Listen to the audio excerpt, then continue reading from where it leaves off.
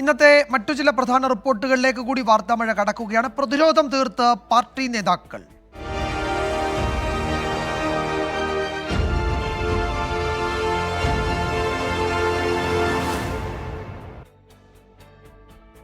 മുഖ്യമന്ത്രിയുടെ മകൾ വീണയുടെ കമ്പനിക്കെതിരായ കേന്ദ്ര ഏജൻസി അന്വേഷണത്തിൽ പ്രതിരോധം തീർത്ത് CPIM. അന്വേഷണം കോടതി വിധിക്കെതിരാണെന്ന വാദവുമായി കേന്ദ്ര കമ്മിറ്റി അംഗം AK ബാലൻ രംഗത്തെത്തി. തമാശ അവസാനിപ്പിച്ച് അന്വേഷണവുമായി സഹകരിക്കണമെന്നായിരുന്നു കേന്ദ്ര സഹമന്ത്രി V മുരളീധരന്റെ പ്രതികരണം. CBIയേക്കാൾ വലിയ ഏജൻസിയൊന്നുമല്ലല്ലോ അന്വേഷിക്കുന്നത് എന്നായിരുന്നു CPM സംസ്ഥാന സെക്രട്ടറി MV ഗോവിന്ദന്റെ പ്രതികരണം. എക്സാലോജിക്കിനെതിരായ അന്വേഷണം SFIO ഏറ്റെടുക്കുമെന്ന് നേരത്തെ തന്നെ സർക്കാരിന് ബോധ്യമുണ്ടായിരുന്നു. എന്നാൽ അന്വേഷണത്തെ രാഷ്ട്രീയ ആയുധമെന്ന് മാത്രം പറഞ്ഞ് എളുപ്പത്തിൽ പ്രതിരോധിക്കാൻ CPIMന് കഴിയില്ല.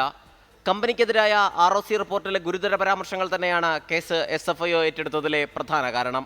ഹൈക്കോടതിയുടെ പരിഗണനയിലുള്ള കേസിൽ കോടതിയുടെ അനുമതിയില്ലാതെ എങ്ങനെയാണ് അന്വേഷണം നടത്തുകയെന്ന ചോദ്യവുമായി CPIM കേന്ദ്ര കമ്മിറ്റി അംഗം AK ബാലൻ രംഗത്തെത്തി. കോടതിയുടെ പരിഗണനയിലുള്ള ഒരു കേസിൽ മുൻകൂട്ടി കോടതിയുടെ അറിവോ സമ്മതമോ ഇല്ലാതെ എങ്ങനെയാണ് ഒരു 6-അംഗ ടീമിനെ വെച്ച് അത് 8 മാസം കാലാവധി കൊടുക്കുക?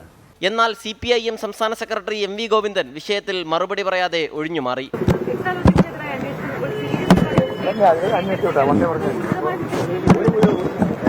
SFIO അന്വേഷണം കേന്ദ്രവേട്ട എന്നത് കണ്ണൂരിലെ സഖാക്കൾ പോലും വിശ്വസിക്കില്ലെന്ന് കേന്ദ്ര സഹമന്ത്രി V മുരളീധരൻ.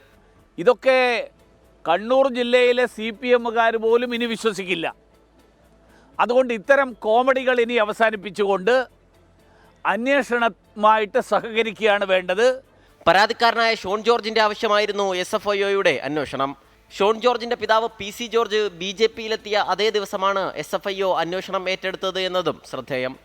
രേഖകൾ സംസാരിക്കുമെന്നും സത്യം പുറത്തുവരുമെന്നുമായിരുന്നു ഷോൺ ജോർജിന്റെ ആദ്യ പ്രതികരണം. കോർപ്പറേറ്റ് മന്ത്രാലയത്തിലെ ഏറ്റവും ഉയർന്ന ഉദ്യോഗസ്ഥർ അടങ്ങിയ 6-അംഗ സംഘമാണ് കേസ് അന്വേഷിക്കുക. സംസ്ഥാന വ്യവസായ വകുപ്പിന് കീഴിലുള്ള ISTIC, KSIDC എന്നിവയും അന്വേഷണ പരിധിയിൽ വരും. 24 തിരുവനന്തപുരം.